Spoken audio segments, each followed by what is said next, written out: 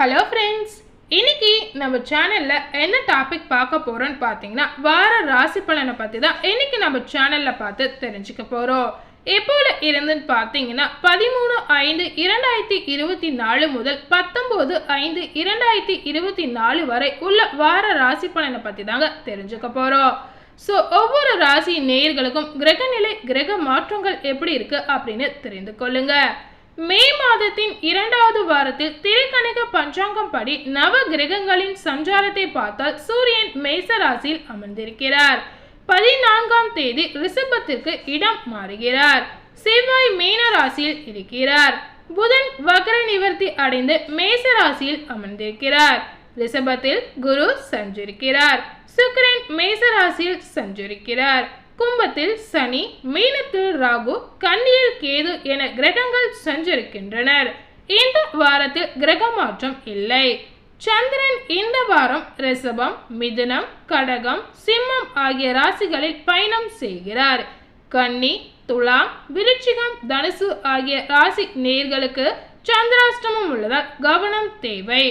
இந்த வாரம் கிரகங்களின் சஞ்சாரம் கூட்டணி பார்வைகளால் துலாம் முதல் மீனம் ராசி வரை உள்ள ராசி நேயர்களுக்கு யாருக்கு அதிர்ஷ்டம் அதிகரிக்கும், யாருக்கு சுபவிரிய செலவுகள் ஏற்படும் என்பதை இந்த வீடியோவை முழுமையா பார்த்து தெரிஞ்சுக்கோங்க.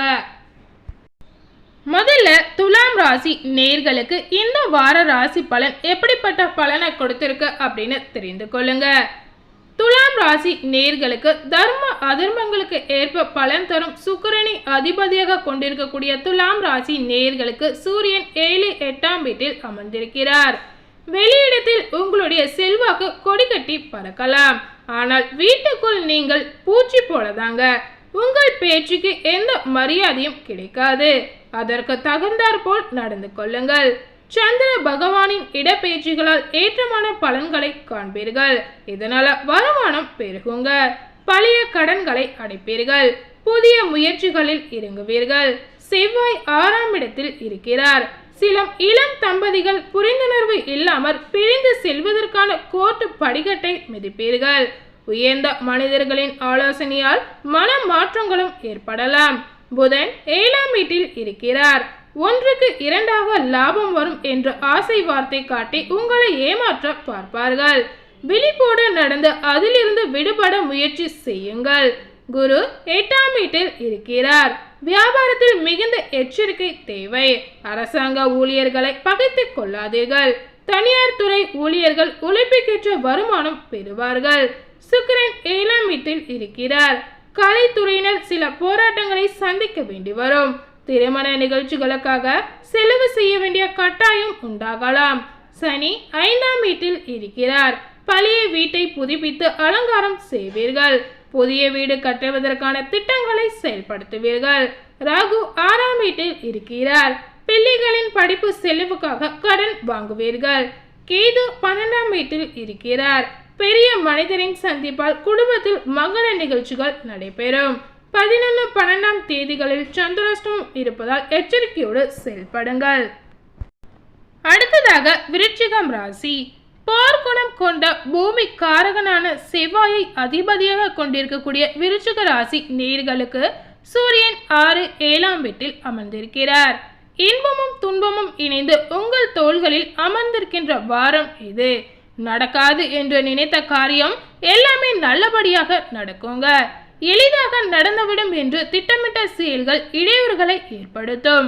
சந்திரனின் இடப்பெயர்ச்சி தொழிலுக்கு சாதகமாக அமையுங்க.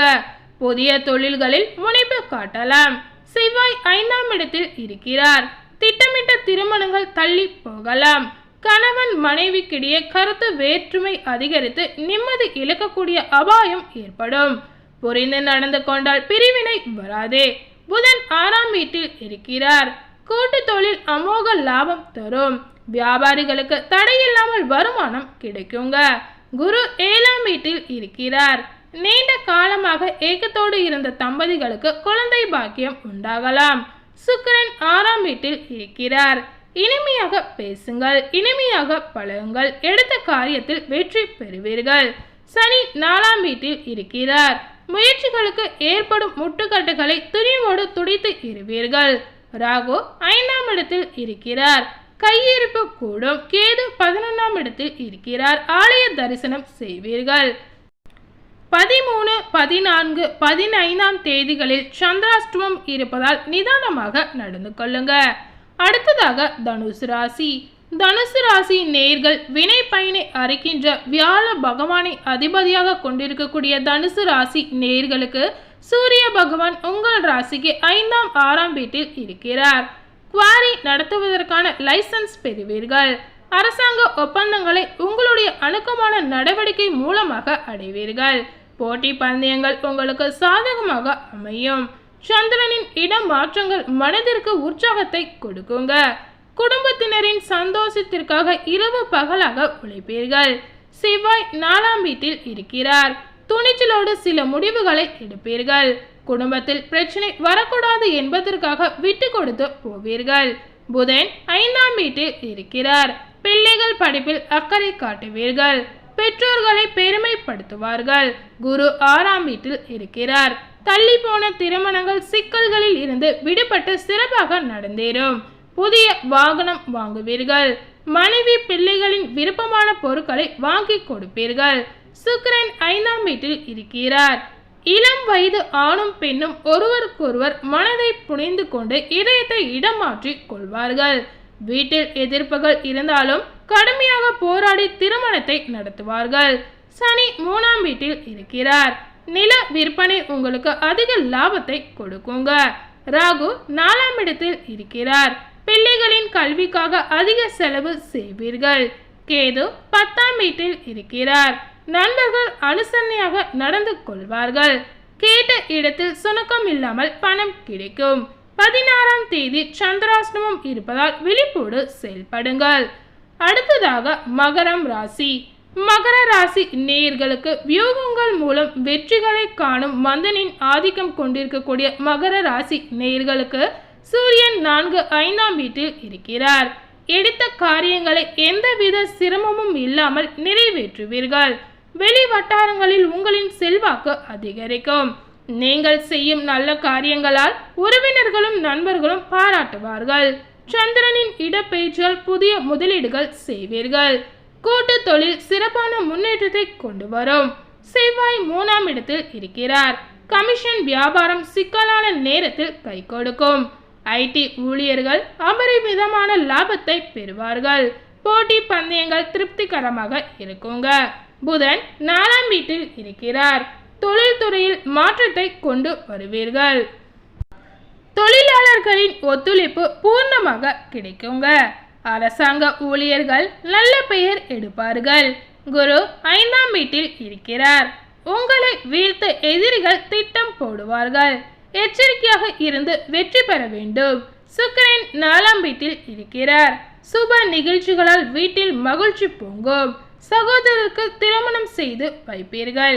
இல்லற வாழ்க்கையில் புதிய உற்சாகத்தை பெறுவீர்கள். சனி 2ஆம் வீட்டில் அமர்ந்திருக்கிறார். வெளியூர் பயணங்களின் போது பணத்தை பத்திரமாக வைத்திருங்கள். கண்ட இடத்தில் சாப்பிட்டு வயிற்றை கெடுத்து கொள்ளாதீர்கள். ராகு 3ஆம் இடத்தில் இருக்கிறார். எதிரிகளை வெற்றி கொள்வீர்கள். கேது 9ஆம் இடத்தில் இருக்கிறார். ஆன்மீக பயணங்கள் மேற்கொள்வீர்கள். அடுத்ததாக கும்பம் ராசி. சாணக்கியத்தனத்தால் சாதனை புரியும் சனி பகவானை அதிபதியாக கொண்டிருக்கக்கூடிய கும்ப ராசி நேயர்களுக்கு சூரியன் 3, 4ஆம் வீட்டில் இருக்கிறார். வீணான விவகாரங்கள் வீட்டு வாசலில் வந்து நிற்கும் வாய்ப்பு அதிகமாக உள்ளது. ஆகவே பழக்க வழக்கங்களில் மிகவும் எச்சரிக்கையாக இருந்து கொள்ளுங்கள். குடும்பத்தில் குந்தகத்தை விளைவிக்கக்கூடிய நிலைமை உருவாகலாம். நிதானமாக இருந்து பொறுப்போடு நடந்து சிக்கலில் மாட்டிக்கொள்ளாமல் நிலைமையை சமாளிக்க முயற்சி செய்யுங்கள். செவ்வாய் 2ஆம் இடத்தில் இருக்கிறார். பழைய வாகனங்களை பழுது பார்ப்பீர்கள். வீட்டை புதுப்பித்து அழகு பார்ப்பீர்கள். வேலை தேடி வெளிநாடு செல்வீர்கள். புதன் 3ஆம் இடத்தில் இருக்கிறார். யாருக்கும் வாக்கு கொடுக்காதீர்கள். ஜாமீன் கையெழுத்தும் போடாதீர்கள். குரு 4ஆம் இடத்தில் இருக்கிறார். போட்டி பந்தயங்கள் வெற்றிகரமாக அமையும். ஆன்லைன் வர்த்தகங்கள் சூடு பிடிக்குங்க. தொழிலில் முன்னேற்றமான பலனை பெறுவீர்கள். சுக்கிரன் 3ஆம் வீட்டில் இருக்கிறார். எல்லா வகையிலும் சிறப்பான பலன்கள் நடக்குங்க. திருமண காரியங்கள் தடையில்லாமல் நிறைவேறும். வெளிவட்டார செல்வாக்கு அதிகரிக்கும். பெரியோர்களால் சந்திப்பு உங்கள் வியாபாரத்தை விருத்தி செய்வீர்கள். சனி 1ஆம் இடத்தில் இருக்கிறார். அலைச்சல் அதிகமாகலாம். வெளியூர் பயணங்களில் உடல் சோர்வு உண்டாகும். ராகு 2ஆம் இடத்தில் இருக்கிறார். எதிர்பார்த்த வகையில் பணவரவு உண்டாகும். கேது 8ஆம் வீட்டில் இருக்கிறார். கோவில் திருப்பணிகளுக்கு உதவி செய்வீர்கள். அடுத்ததாக மீனம் ராசி. பார்வையால் பலன்களை அள்ளித்தரும் குரு பகவானை அதிபதியாக கொண்டிருக்கக்கூடிய மீனம் ராசி நேயர்களுக்கு சூரியன் 2, 3ஆம் வீட்டில் இருக்கிறார். முகம் தெரியாத பெண்களிடம் எச்சரிக்கையாக பழகுங்கள். கடன் கொடுக்கும் போது எழுதி வாங்கிக் கொள்ளுங்கள். அடுத்தவர் பேச்சை கேட்டு குடும்பத்தில் குழப்பம் செய்யாதீர்கள். சந்திரனின் நகர்வுகள் சில யோகமான பலன்களை தரும். வியாபாரம் வெற்றிகரமாக நடந்து நல்ல லாபம் அதிகரிக்கும். ஏற்றுமதி இறக்குமதி தொழில் சிறப்பாக நடக்குங்க. செவ்வாய் 1ஆம் இடத்தில் இருக்கிறார். எதிர்ப்புகளை மீறி நினைத்ததை சாதிப்பீர்கள். அரசு ஊழியர்கள் அக்கறையுடன் வேலை பார்க்க வேண்டும்.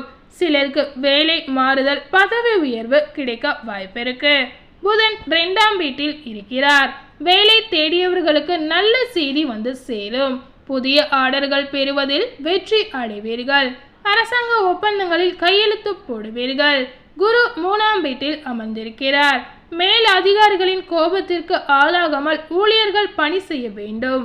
அதிக ஆசை ஆபத்தை கொண்டு வந்து சேர்க்குங்க. சுக்கிரன் 2ஆம் வீட்டில் இருக்கிறார். பிரிந்து போன உறவுகளை சேர்ப்பதில் முனைப்பு காட்டுவீர்கள். சகோதர சகோதரிகளுக்கு திருமண ஏற்பாடு செய்வீர்கள்.